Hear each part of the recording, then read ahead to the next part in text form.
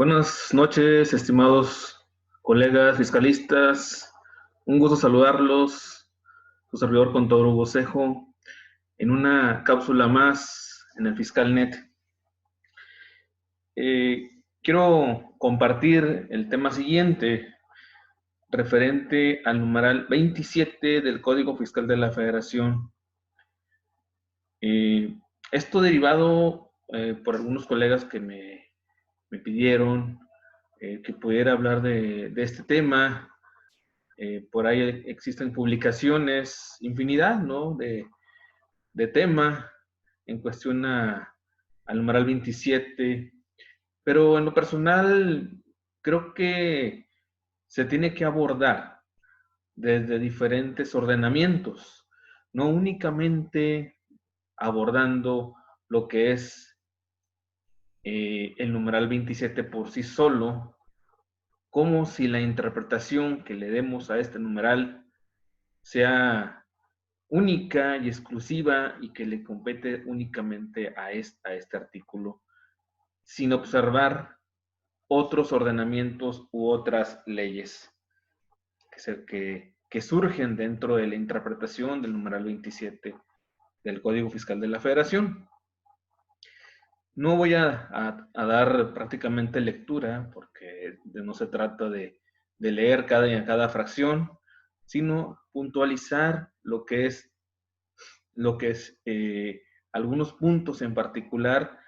Ya ustedes en la comodidad de sus hogares le podrán dar seguimiento amplio, una lectura más amplia, que es lo que se puede vertir. Dentro de este numeral 27, aquí yo puse en colorado, en texto amarillo, el inciso B en particular. Primero, obviamente sabemos que en materia del RFC conlleva a un tributo, a una obligación tributaria, a un nacimiento, a una causación, a un hecho generador y de un hecho imponible. Obviamente, hablando del Código Fiscal, atenuando el inciso B, cuando señala, están obligadas a expedir comprobantes fiscales por los actos o actividades que realicen o por los ingresos que perciban. ¿Esto qué se traduce? Y un ejemplo muy vasto y muy clásico es el numeral 1A, perdón, el 1 del IVA, correlacionado con el 29, primer párrafo del Código Fiscal de la Federación. Obviamente que no es este, pero si observamos este inciso B del numeral 27, se correlaciona al 29, primer párrafo, porque habla de expedir comprobantes fiscales digitales. Y este punto de expedir, los CFDI, con el famoso CFDIsmo, como algunos le llaman, en forma certera, a mi punto de vista, porque en esto impera el fondo sobre la forma. No es al revés, que impere la forma. Tenemos que ver las dos caras de la moneda. No solamente tratar o dar lectura en forma simple y llana a cada una de las fracciones del 27, sino observar con amplitud a qué otros ordenamientos se refiere, incluso dentro del mismo código u otras leyes. Ahora, volviendo al tema del 29, primer párrafo, y el primero del IVA, si observamos detenidamente el 29, señala de conformidad con los contribuyentes que realizan o realizaron actos o actividades, ahora sí vas a proceder a hacer el CFDI. El Código Fiscal, entendámoslo de una forma, es una forma hablando del CFDI. No es fondo. El fondo es la ley. El fondo es el acto. Lo que realicemos en el 1A, ¿qué es lo que grava el IVA? Actos o actividades. Es lo que se traduce y me redirecciona, después de haber hecho el acto, a lo que es el 29. Ya que hice el acto, una enajenación, un servicio, ahí me traslado al 29, primer párrafo del Código Fiscal. La ley es el fondo, Código Fiscal 29, primer párrafo, es forma, no es al revés. Esto atenuando el numeral 27, sección primer, inciso A, fracción primera, y me redirecciona al inciso B. De esa forma podemos ejemplificar cómo debemos buscar otros ordenamientos y no basarse únicamente en el 27. Ahorita les daré otros ejemplos. Aquí en la fracción cuarta, las personas se hagan los pagos a que se refiere el capítulo 1. ¿De qué habla el capítulo 1 del título cuarto? Salarios. Obviamente, si tenemos personal a nuestro cargo como patrones, no solamente tenemos la obligación en materia de retención de impuestos sobre la renta, tenemos obligación de darlos de alta conforme al 5 de la Ley de Seguro Social. Es decir, la interpretación no debe ser, y reitero, y dispénseme el seguimiento en este punto, pero no podemos observar ni interpretar las leyes en forma aislada, sino en conjunto. Esto es a lo que se refiere la fracción cuarta, capítulo 1, título cuarto. Obviamente debemos dar cumplimiento. Y ahí me relaciona la fracción séptima, apartado B. Por otro lado, sin dar lectura a ninguna otras fracciones, más que puntualizar algunos puntos, vean de su lado derecho. En todos los casos, los sujetos obligados deberán conservar en su domicilio fiscal la documentación que compruebe el cumplimiento.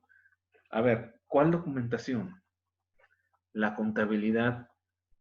Obviamente estamos hablando de la gran herramienta que tenemos como las NIF,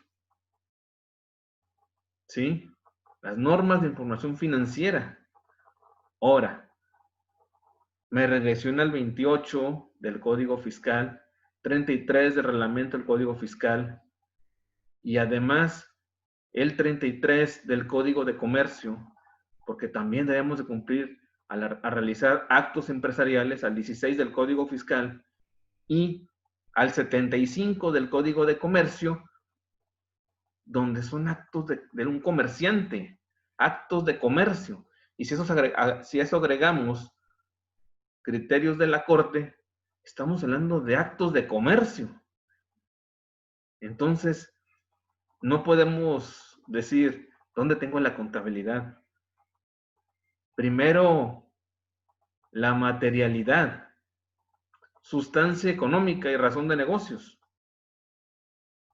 Ahora sí, y atender la parte del Código de Comercio, atender la parte del Código Fiscal referente a la contabilidad.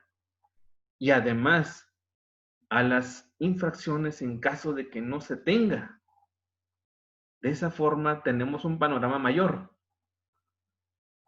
No solamente leyendo un parrafito y decir, bueno, ¿dónde tengo la contabilidad? La tengo en mi casa.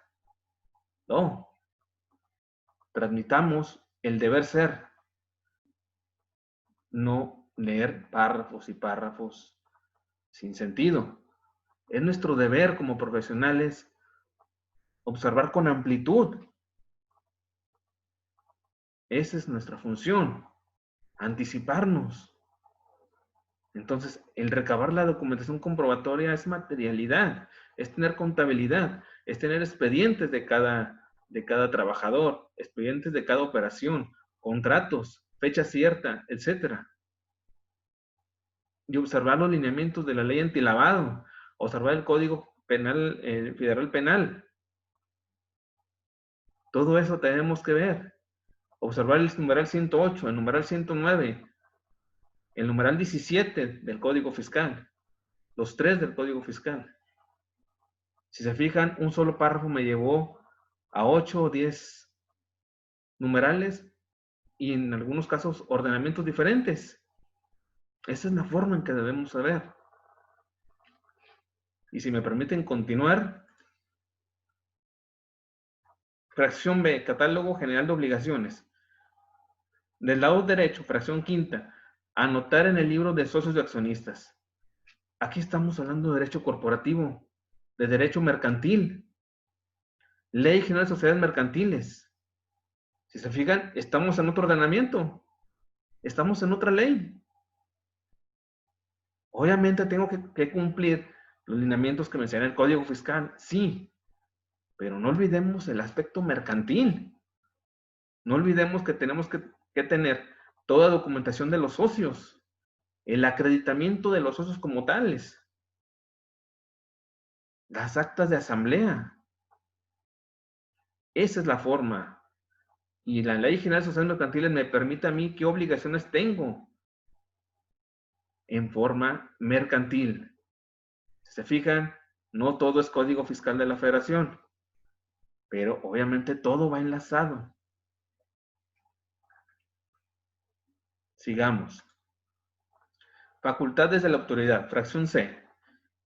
Fracción primera, llevar a cabo verificaciones conforme al 49, sin que se considere facultad de comprobación. Obviamente, se fijan todos los puntos que le siguen a la fracción primera. Estamos hablando de materialidad. No todo es comprobante fiscal, que si bien es cierto es importante en su carácter de forma, no de fondo.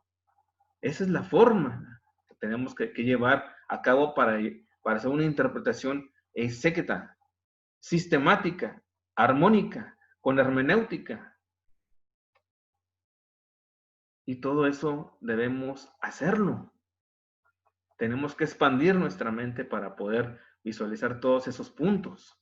No podemos leer a la letra ni ser literales.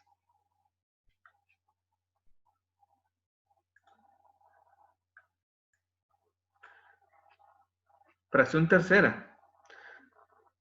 Aquí me señala y me redirecciona a reglas de carácter general. Miscelánea. Obviamente, ni la miscelánea puede estar encima de la ley porque no constituye ninguna ley. Y la fracción tercera, y tanto como la quinta, que están de su lado izquierdo, tenemos que ver los requisitos que señala dentro de esta ley. Pero no olvidemos la cláusula habilitante que únicamente persigue fines técnicos. La misma Corte lo ha señalado. No es una extensión de la ley que hace del Código Fiscal a la miscelánea, como muchos la pueden catalogar. A mi punto de vista es incorrecto, sino es un puente nada más, pero más bien es una cláusula habilitante en su forma técnica y aspectos tecnológicos. Nada más. Ahora, verificación de domicilio. Obviamente está dentro de las facultades de comprobación. ¿Qué tiene que hacer un contribuyente? Tiene que estar al pendiente de ver su estatus de que esté activo ante la autoridad. Porque ya en ese caso, podemos hablar de una restricción del sello y hasta una posible revocación del sello, conforme el 17K, 17H del Código Fiscal. Si se fijan, ya no estamos en el 27. Sin embargo, todo eso me redirecciona a varios numerales. Reitero, no se trata únicamente de ver a la letra este numeral.